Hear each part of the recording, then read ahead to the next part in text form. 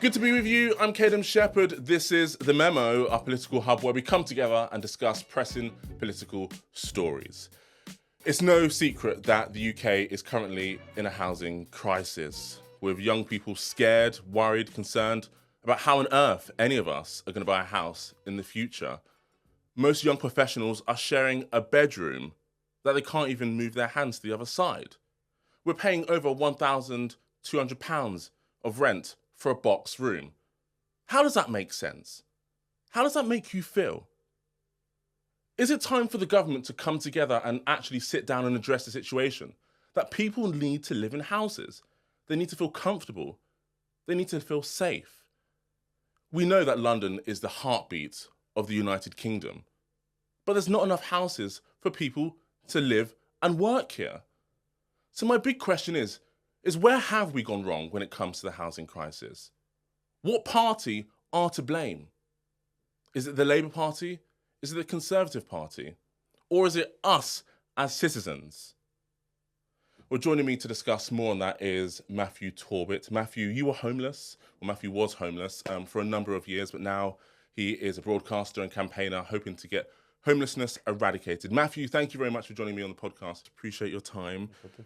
Let's start with this. Suella Braverman said that being homeless was a lifestyle choice. I know that you were homeless. Was it a lifestyle choice for you? No, and not a lifestyle I certainly would have chosen if I had the choice. Yeah. I think during my time I was homeless for certainly homeless on the streets for 12 months, and then in a period of sort of sofa surfing for 6 months after that. Mine was due to family breakdown, which is what you will find with lots of people. There's lots of reasons why people end up homeless. I'd say 95, 98, 99% of the time, it's not that person's fault. It's not something they've necessarily done. It could be a case of somebody has died within the family and therefore nobody can keep the roof over the family's head. It could be divorce. It could be redundancy or being sacked from your job, and therefore you might not have the fortunate thing of having a family to fall back on, or a sort of support network or support unit. I think in my 12 months on the street, I met one person who had chosen to squat really more than sort of sleep on the streets, and he was sort of a bit of a nomad. I think he'd had enough of life. He wanted to be almost totally off grid. And living that sort of lifestyle, but was doing it in a way through living in squats in city centres. Whether he had other issues is another debate altogether, but certainly not a lifestyle choice. And, anybody, you go and ask people this Christmas that are going to be sleeping rough down Oxford Street or Piccadilly Circus or whatever, how's it feel being there? Are you quite happy? Are you happy you've made this choice? And I'll guarantee you'll know what the answer is already. Yeah. Do you think it's up to governments to eradicate homelessness, or do you think it's up to one's personal decision to get themselves out of this situation? I think it can depend how you look at it. I think if the government has almost caused homelessness, then yes, it is incumbent on them. And do you think they have?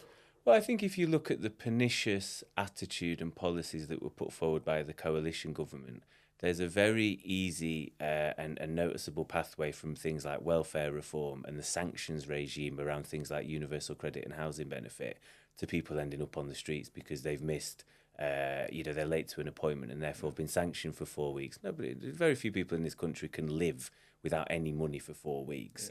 Yeah.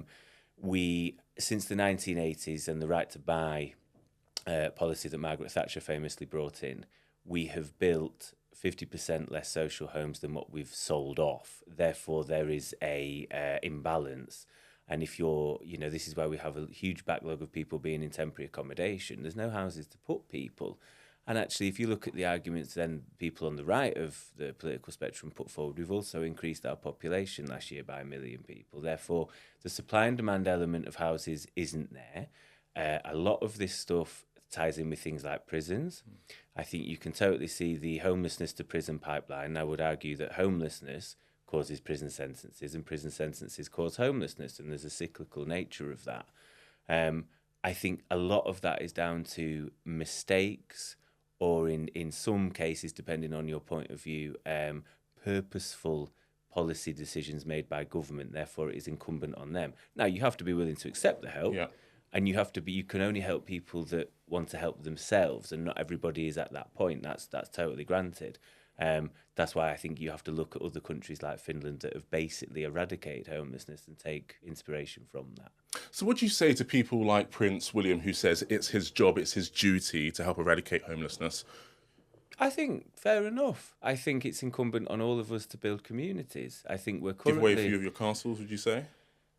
I mean, he could. I will, listen, I'm err on the side of republicanism and won't be known for my great love of the royal family as an institution. Yeah. I think anybody... Not many young people would, to be honest. No, and that, but I think if you're willing to give up your time to try and make a difference, that should be lauded, no matter how much time that is. Now, there's an argument that he could either give up a lot more time or a lot more personal wealth and fortune to make those changes.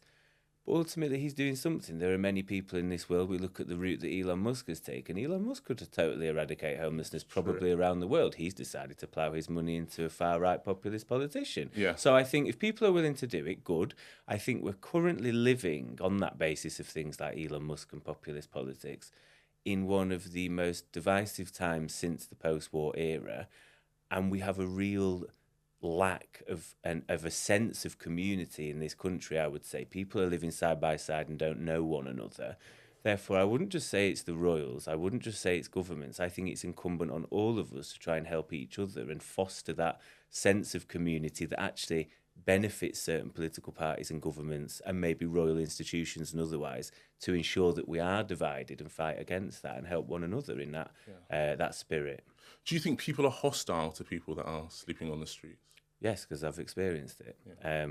I think there is the beauty of certainly the people of Manchester where I was, who are totally generous and want to help and want to understand and will give you a Greggs sausage roll or give you, a coffee and the change when it was a thing when I was homeless. Now, any homeless person you speak to, the nightmare is nobody has change anymore. Yeah. We're rapidly becoming a cashless society, but it was not uncommon to be urinated on, to be urinated on. Oh yeah, no. You ask most rough sleepers; they'll have likely been pissed on.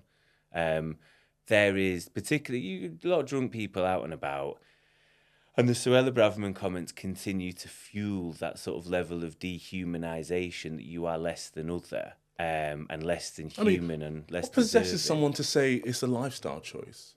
I think lack of education. And I think part of that plays into the fact that even when people tried to be generous, to me, there are two instances I spoke to somebody about yesterday, which now I can look at it more in the round, but at the time, just, to put it quite bluntly, made me feel like shit and less than others. So there was the situation where someone was drunk, it was about 4 a.m, I'm now trying to bed down for the night. I used to sort of sleep near the northern quarter because there was more people around and you'd sort of feel a little bit safer that if anybody was trying to do anything awful to you, people might notice it and get involved. But also there's more people around that may want to do that. Yeah. So it was a bit swings and roundabouts. And this fella's offered me half a kebab. Now, it's quite sweet that he's offered me some food, right? But I don't want half a kebab. Yeah. And to him, I should have been more grateful. So he got to the point where he was so angry at being told, no, I'm fine, thank you very much. He was foaming at the mouth. He's throwing the kebab at me. He's trying to get at me to hit me and whatever else. And that comes from a lack of education and ignorance, because why should anybody anywhere accept half a kebab? And the other situation was someone who was a little bit older, who clearly felt awful that they didn't have any change. Yeah. They said they didn't have time to get a coffee or anything. The only thing I've got is this. Would you be able to do anything with this? So, a tin of dog food. Yeah. And I know people get shocked, but genuinely, I think there's this idea, which I totally understand from somebody that is either from a sheltered background or not experienced it. A tin of dog food. Yeah, but I think it's that thing of, well, you must be desperate, you'll almost eat anything. And actually, that's not the case. We don't live in a place where there's a lack of resources. Yeah. It's you lack the resources to go and get the resources at that current time. So it's totally a thing. Yeah, no, and I think rhetoric like Suella Braverman's, which was misjudged, misguided, and very pernicious, is not welcome to fueling that ignorance and abuse. Yeah, we both worked at LBC. I still work there, and I think we were discussing homelessness at one stage on the radio, and I left the studio, and obviously we were based in Leicester Square, and I just saw loads of homeless people just walking past me. I really just started to just tear up, and I just thought to myself, we're one of the richest countries in the world. why have we got people that are sleeping rough on the street over Christmas? And I honestly started tearing up. It just doesn't make sense to me. No, I think we've shown we can do it. If you remember, during the pandemic, there was a program called Everybody In, and people were worried at the fact that people on the street would be more vulnerable, the same way that people in prisons would be if there was an outbreak of COVID there. And you would have had more people dying. So the government at the time launched an initiative called Everybody In, and they basically housed every rough sleeper in hotels. Now, after I think it was a period of 3 months, they got chucked back out because it was like, oh, we think it's sort of over now, and we came out of lockdown briefly. And all it shows to me is, I think Nelson Mandela said it years ago around poverty or homelessness, in that it can be done if the political will is there. Is a political choice to allow poverty and homelessness and other ills in society to foster and continue. And I think what you would get from the government is, oh, but it's very costly. I would push back and say, well, that's on you. You've not built enough homes. You've not invested in prevention and prisons and social services and social care and all these different strands that build together the likelihood, or the greater likelihood, that somebody would end up homeless or in trouble. That's why I come back to, it's on you as a government. You've not acted. Different governments, don't get me wrong, it's different governments, different parties. But ultimately, if you've not done it, well, that's up to you. Unfortunately, you're going to have to put your hand in your pocket and ensure that people are looked after, and they should. Do you think Labour are going to be that change? I was cautiously optimistic yesterday with Angela Rayner's announcement that there will be £1 billion more funding to local authorities. I welcomed the change in language, in that there will be greater priority to prevention. I think that's where it is, and I think you're always better preventing an illness as such, rather than trying to solve it with an antidote afterwards when it's already set in. I like the fact that she's talking about things like housing first. And I think that extra money is always welcome in a time where there isn't a lot of it. The only way I would go further, if I was Angela Rayner, was that she said local authorities may wish to use some of this money towards housing first. I would say, no, we're ring fencing this. This is to be used for housing first. Otherwise, they're going to spend it on buses and other social care, no doubt, and a lot of the stuff that eats up local government funding. And the only other thing is that we now need other government departments to get involved, because this impacts all the different... The Treasury need to get involved, because if you borrow to invest in people, you'll make the money back. I think studies show every £1 you invest in prevention, you get £7 to £10 back in the future from people not being homeless, not relying on the health service, working and therefore contributing to the exchequer. It's obviously a lot more healthier to have a roof over your head than not, and we don't want to be discharging people from hospital who are already homeless back out onto the street. So therefore, the health service needs to be getting involved in the homelessness strategy. And again, as I mentioned, the Ministry of Justice need to get involved from a homelessness to prison pipeline perspective, and the amount of money that could be saved there. If you think you pay £50,000 per year per prisoner, you get a fairly average sentence of a few years. That's £300,000 to £400,000 per year. Yeah. It costs £5,000 to £6,000 per year to send a child to school. If you make that school experience for an extra £2,000 per year, that will pay for mentoring, that will pay for one-to-one counselling. If there's people that are vulnerable, either coming from a social care background or there's issues at home, you can get to them earlier, and that's costing you £43,000 less per year than what the eventuality will be, which will be prison, and then no doubt reoffending, because reoffending costs the Home Office currently around £20 billion a year. It's all our money. It's all our money that it's costing us, and I would rather my money be going into investing in our future and our children's future than paying for more and more prisons to be put up and locking up people that a lot of the time have mental health issues and have maybe broken crimes of poverty more than anything. Would you say Labour's the party for the working class? Is Keir Starmer their guy? He's not my guy. Why is he not your guy? Was Jeremy Corbyn your guy? Jeremy came to power at a time where I was at university and very idealistic, like lots of people do when they go to university. And that's not to be condescending. I loved the bubble I was in at university, and I wanted a better world. And his election as leader came at the same time as that. And I thought, this man's politics spoke to me. I want a more equal country. I would love to see a redistribution of wealth to help other people. I would like to see 1 million more social houses per year, and all other manner of things that he spoke about. But he wasn't realistic. Wasn't realistic, also wasn't working class. This is the other thing. So I think Labour historically is the party of the working class. I think where Labour have probably gone wrong is they have allowed parties like Reform to become the natural... They've taken ownership of the language of common sense, and that's what they've masqueraded as. We are for the common people. We are there for everybody, the ordinary person, the frustrated people with no money. And Labour has allowed itself, over many years, going back to probably Ed Miliband and maybe before, allowed itself to be painted as left-wing academics and for the middle class and university graduates and whatever else. Now, there's a bit of truth in that. But when we consistently elect, straight white men from London, is it any wonder that narrative sets in? I think Keir Starmer's not my guy because he doesn't have a great grasp of politics. He's not a political person, I don't believe. He obviously came to the party very late in 2015 because he was the head of the DPP. He couldn't have been a party member before then. He's got to be apolitical. And therefore his political judgment is very poor, I would say. I think even going back to the idea of a second referendum, I was a reluctant Remainer. I thought it was the best thing to do.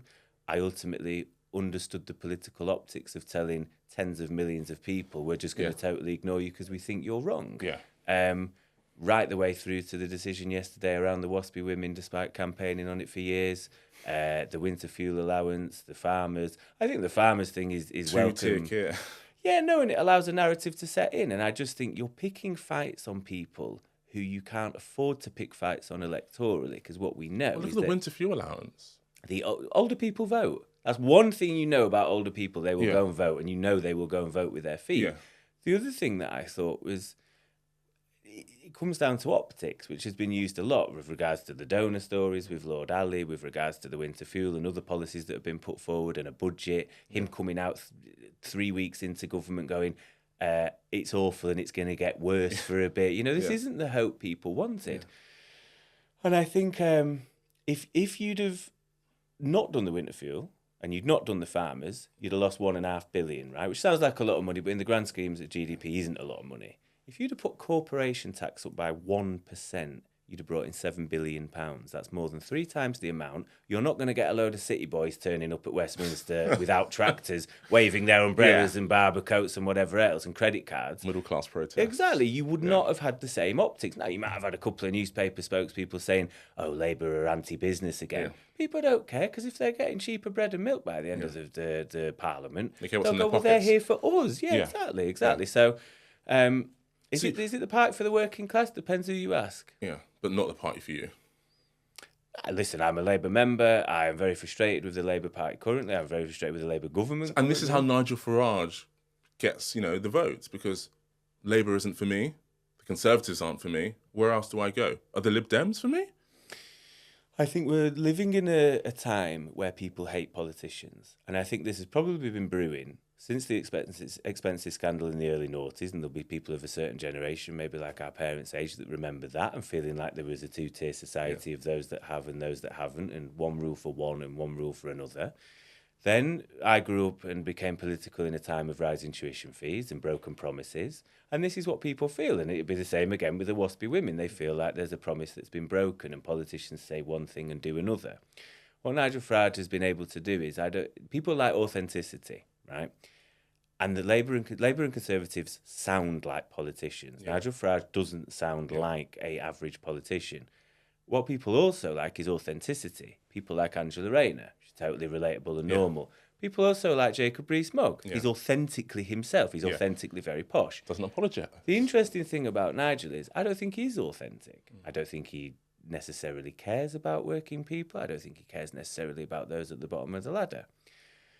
But he's a good actor, and that's two things about politics. I always call it the pub test. If you're good on take Wes Streeting, I always think of people like Wes. People say Wes is, and I wouldn't argue against it, he's probably the best media performer the party currently has, and he's a fairly gifted orator. That's fine. Could he go into a pub, go to the bar, buy three blokes a drink at the bar, and not seem odd? No, because he's a politician. Nigel can do that. So you either have to be... So could Boris. Boris is, again, somebody that was loved for being authentic. So you either have to be normal and authentically yourself, or act very well. That's the art of politics, and Nigel is a good actor, and far better actor than somebody like Keir, who I think people see as reading off a list and not really believing in what he's saying. Yeah. Do you see yourself going into you're obviously in the political sphere already, but being an MP? I don't know. I thought about being a candidate at the last election. I thought it would be a useful avenue. I wanted to help people. I've always wanted to help people and influence others. I said to an MP yesterday, the best thing that ever happened to me was not being selected and being the candidate. And the reason for that, not because of Keir or anything like that, I could not have sat on my hands with some of the stuff the government has done, particularly the winter fuel allowance. And I would be letting people back home down by denying reality, basically, and going, everything is fine, here's my party line.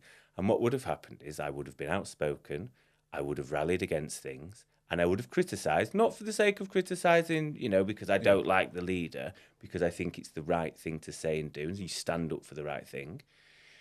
And therefore, I would have ended up not being an MP in 5 years' time because the party would have found a way to deselect me and whatever else. Out you go. Now, and what I also think is people where I certainly come from, I could stand up in the chamber and make the best speech you've ever heard, anybody's ever heard, right? Any of us could. Yeah.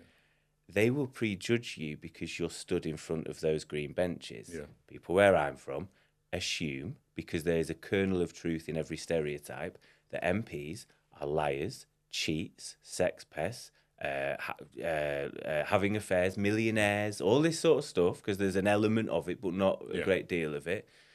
Now, if I'm sat in front of a microphone like this and I have a rant, or I have to give an emboldened, impassioned speech, or say something that cuts through to somebody, they don't know who I am, but they're not already doing the prejudging. Yeah, they might actually listen, because people say they don't trust the media, but they will listen to it.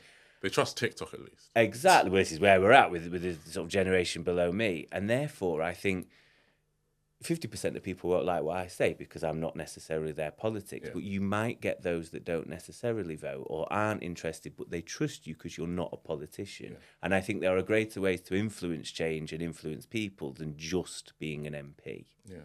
I also think there's not a lot of power in being an MP. I think there's one thing Dominic Cummings said that I agree with. He said no MP really has any power other than the Prime Minister. Yeah. And actually, the truth be told, this will come back to bite me one day, I'm sure, I would only ever want to be an MP to be Prime Minister, because that's where you make wholesale change. I don't want to sit there. I would love to serve my community. My one dream would be to be the MP for Stockport. Yeah. I would love nothing more than to represent where I'm from, bring the town up, foster community, help people I maybe even know.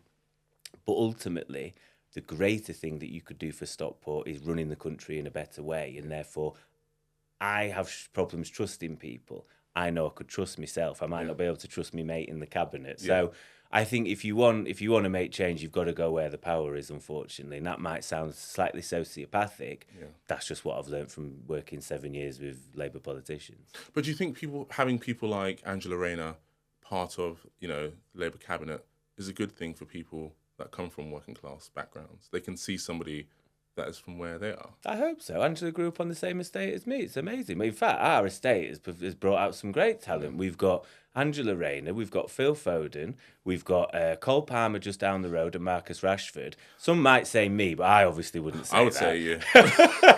And David Dickinson's not from Brad, so you're covering all sorts of areas in Stockport.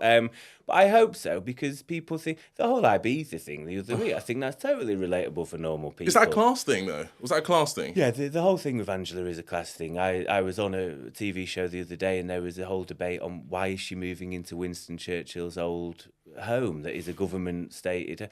I said, well, first of all, she's the Deputy Prime Minister. God forbid the Deputy Prime Minister goes and lives somewhere that's more secure. Yeah. Then it became a whole debate on, well, she won't pay rent anymore. She doesn't pay rent anyway because all MPs' London rent is subsidised and we pay for it as taxpayers. Ultimately, nobody would be asking that if that was David Lidington under Theresa May or John Prescott. Yeah. It's because she's a woman, it's because she's working class. And that's what you see. I think the biggest barrier at the moment for anybody is, we talk a lot about diversity and equality, and I've been a big believer in diversity and equality. The one thing we never touch on, though, is class, and that's where people miss out on opportunities. What would you say to Keir Starmer if you were in a room with him right now? What are you doing? What's the plan? What's the plan? Because I said, I've been saying this for years, but as soon as we won on election night, I said the clock starts now. He's got 5 years and he's out. Really? Yeah, I'll give him 2 years. I think when we have 2026, we won't win in Scotland as it stands, and that is a shame because Anas Sarwar is a nice guy, genuine. I think he would do better than 17 years of what the SNP have done. They almost need to be out of power, and their own people will tell you that because they haven't got the fresh ideas now. Same way the Tories probably needed a break this time. And it's likely, for the first time ever, we will lose Wales, and Reform will make great inroads there. Therefore, he's under pressure because you're an MP sat on a majority of less than 2,000 going, I better stop nodding like a dog because I'm going to lose my seat in 2 years and I need to start doing something. And I think the pressure will come. But the reason being is there's no plan and there's no narrative. Margaret Thatcher had a narrative. Tony Blair had a story. Gordon Brown had a narrative. All these people have had stories and narratives, and you know what you think about them. You ask people on the street today when we leave here, what do you think the Labour Party stands for? The sad thing is they'll say freezing pensioners. That's the current narrative. Yeah. So there needs to be a plan. There needs to be a plan. Reform are the biggest threat electorally, no doubt. Kemi Badenoch is going to fail as a leader, and the likelihood is James Cleverly will come in 2 years after a couple of bad local performances, I would assume. And he would be better, and that would put us under threat again. But I think he's got 5 years, and the only thing that could help Labour, I think there was a poll yesterday that said if you were to vote tomorrow in the general election, how would you vote? And things can change in 3 years, don't get me wrong, because I think they will go early. Labour would lose their majority, but if you look at the numbers, they would lose the majority by 1. So if you only need 1 extra MP, you can probably rely on the Greens potentially, or even govern as a minority government, and the Liberals will help you or whatever. So he might cling on. But the right will move. Wes Street and Bridget Phillips and Rachel Reeves will all want to try and have their little glory because there's not worse than being in opposition. They don't want to be leader of the opposition. So I'd ask him what his plan is and say, listen, what I've always said, you know where I am. If you want some help and advice, I'm happy to help because I think you're going to lose people. I keep hearing we need a left-wing Nigel Farage. I thought you could have had one of those. You blocked a lot of us from standing. You could have had somebody that was authentically working class and could cut through to Joe Bloggs in a way that none of you can, because the advice you're given is by middle-class professional political people and people that haven't lived a life that many of us have. And because you have as well ordinarily as a politician, therefore you're as out of touch as the Tories some of the time with the rhetoric you put forward. So, yeah, I'd ask him what his plan is and say, you know where I am if you want some help. I'm more than happy to come in and help on homelessness and prisons. Yeah. What would your advice be to somebody quite young, just finishing university, trying to get into politics? Where would you say they start? Good question. There's no one size fits all. I get asked this a lot, and mine was not your traditional route. Obviously, not many people are homeless, break the law, and then decide to turn their life around and go into politics, and then get accepted, actually. The best way to get in is volunteer with your local MP. Doesn't matter what party, you'll get a feel of it, and you'll understand maybe what the demands are on a politician's office, because it's not as glamorous as people may think a lot of the time. Get involved locally, get involved with your local party. If you think that there's a party that speaks to you at the moment, get involved. I think you can normally find online, you join the Lib Dems, join Labour, join Tory, whatever. I think, and it doesn't have to be through formal politics. Make a change where you see possible. Go and help the homeless. Go and see if there's people that need help. Go and offer to do collections for stuff, and I just used to say to people, if you want some help, I'll try and help you. And you'd get people texting and you'd win people their benefits back by writing them letters and stuff and doing nice things. So go to food banks, go to the Trussell Trust, go and see where they need volunteers, help out with the church. I'm not a religious person, but the church, go and help people. But ultimately, unfortunately, like lots of things, it can be more who you know rather than what you know. And I hate this, and this is why I try and help people get in, because it took me 13 MPs of trying till one let me in, and I only found out afterwards the only reason she hired me is because she fancied me. And I thought, well, I'll take any route in. Once you're in, you're sort of in. But I'd have rather have got in on merit, and from that... She's not your girlfriend now? No, she's not my girlfriend. No, absolutely not. She was a nightmare. But so actually, on that point, I was talking to one of my friends the other day, and she said, I like politics, I'd get into politics, but all the stories you hear about, you know, sexism within Parliament and sex pests and rape and all this kind of stuff, wants nothing to do with it. It's a shame. And I think there's lots of people that are turned off by politics for lots of reasons. Why would you, in this current climate, go and be a politician when you can make double the money in the private sector? You don't have the front-facing media responsibilities. You're not getting the abuse and death threats on Twitter. You're not getting the abuse and death threats in real life, in the supermarket, walking down the road, or at your advice surgery.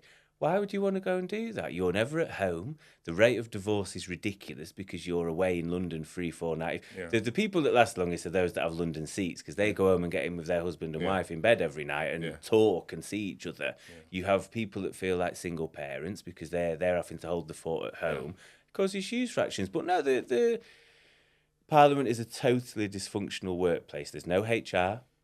No formal HR. Your line manager is in many ways likely your boss, the MP. So therefore, if you've got a complaint about them, where do you go?